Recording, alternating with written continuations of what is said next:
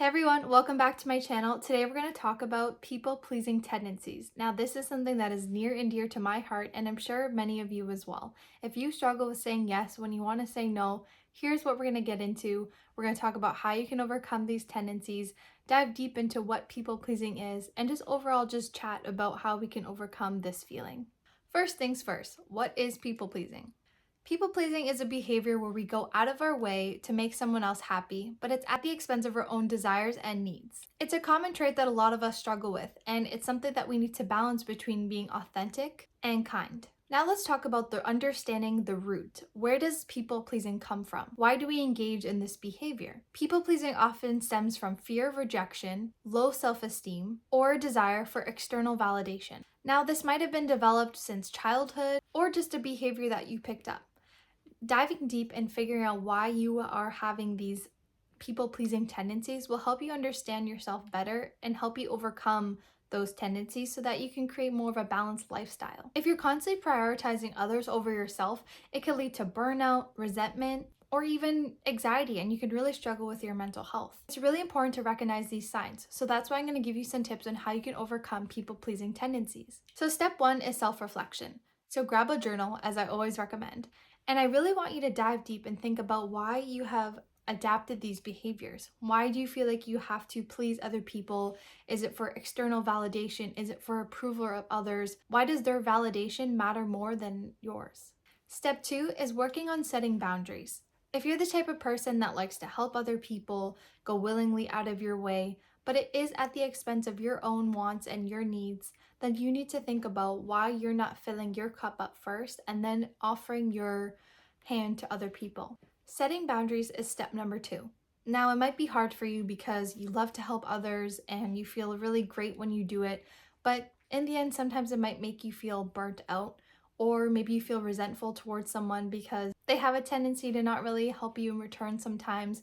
And I know it's great to help others without feeling like you need something in return, but it is nice to know that someone that you helped is also willing to help you as well. And if you're dealing with someone in your life that doesn't really give you that same kindness, then it's really time to think about setting boundaries. Now, are you filling up your cup first? Are you filling 100% before you help someone else? I want to encourage you to say no without feeling guilty or like you owe someone a favor. Your mental health and your well-being is priority for you. You have to really make sure that you're thinking about yourself too. Step three is practicing self-compassion. That same kindness and understanding that you offer others, I want you to ask yourself, are you giving this back towards yourself? Are you prioritizing self-care? Are you prioritizing your personal development? And sure, it's amazing to feel like you've helped someone and it gives you this sense of purpose, but are you taking away from how you're helping yourself? Like, do you help others because it makes you feel better about your life? Helping others shouldn't feel like a distraction. That if your life isn't going the way that you want it, but if you can help somebody else, it makes you feel better. Yes, that feeling is amazing, but I want to make sure that you're focusing on yourself as well, that you're getting the help that you need, that you're feeling supported, and that you feel like you can take on the world. So that same kindness and compassion that you're offering others, are you offering it to yourself? Are you treating yourself the way that you wish to be treated? You are deserving of that. You're worthy of that. And that's something I want you to remember. Step four is to build your self-esteem, build your self-worth and confidence, whether it's channeled through clothing and you feel confident wearing a certain outfit, or whether it's through positive affirmations or speaking to a group of people that love and adore you. How do you feel most confident? What makes you feel brave and sure of yourself? Because when you feel that way, when you feel more assertive in who you are and not afraid of what people think about you, or if you don't do something, they're going to judge you or gossip about you behind your back, ask yourself why. And just be so sure in who you are that it doesn't even faze you. And this comes with time, being confident about yourself and knowing who you are. This is something I'm actually still working on. There's so many different ranges of confidence, whether it's confidence when you're driving, confidence when you're in an interview, confidence when you're speaking to a group of people. Like, confidence has a huge range and it takes time to build each one. And if it's for you feeling confident with saying no and setting boundaries, that is something that you can work on. And just know that it will come with time, but you have to start practicing and start prioritizing yourself and start saying no to things. and not feeling guilty about it. Step 5 is kind of tied in with step 4. And I want you to be able to communicate openly about your feelings. Sometimes people who want to help others tend to push their feelings and needs down.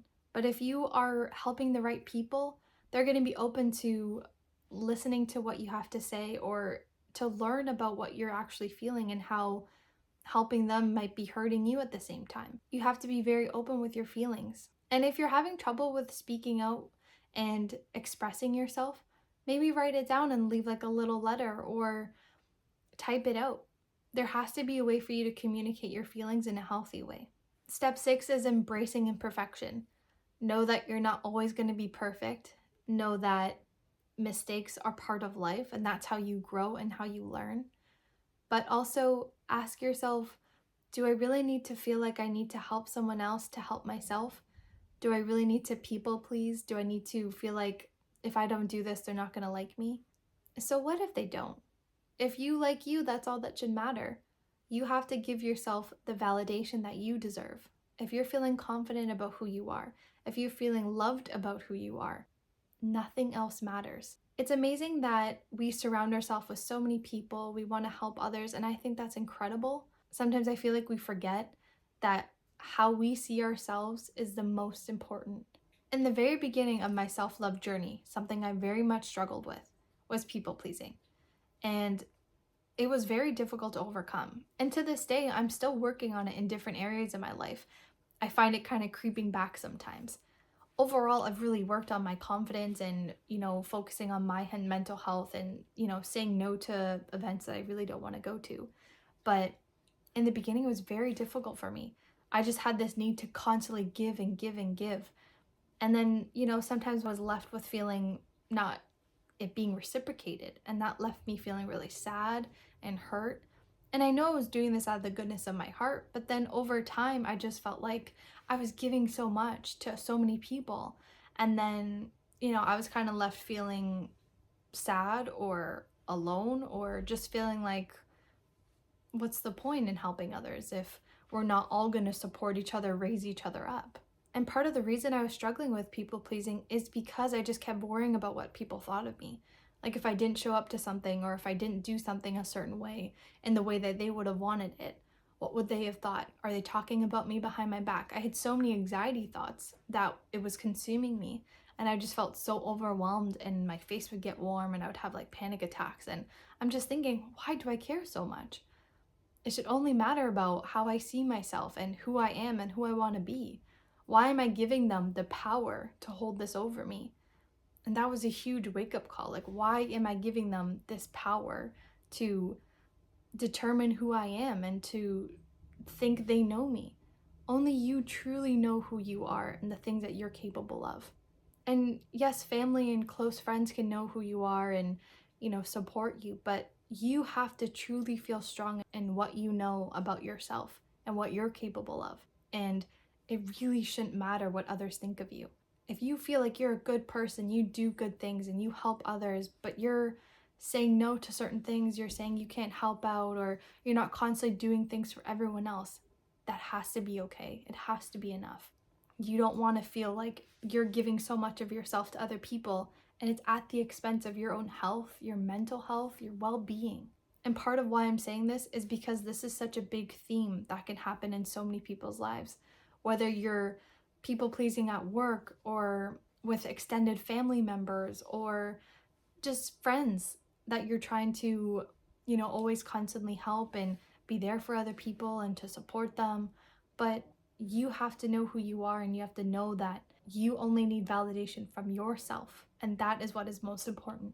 Just know that this takes time, self-awareness, and it's a journey, not a destination. So if you really do struggle with this, make sure you're making an active effort to overcome it, whether it's saying daily affirmations, saying I am strong and assertive, I respect the things that I want, I respect my boundaries, I know who I am.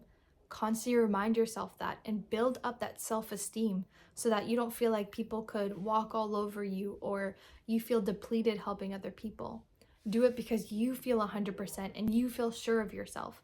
So in the end, that you feel healthy and strong when you're helping other people, and you don't feel down and you don't feel bad and you don't feel guilty, and it's not causing you so much anxiety if you don't do things that people want you to do.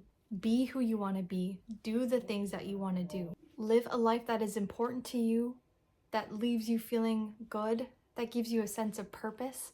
Live a life that is authentic to you and be uniquely you. Never forget that. Thank you so much for joining me today. If you found this message helpful, please give it a thumbs up and subscribe to my channel to join our beautiful community.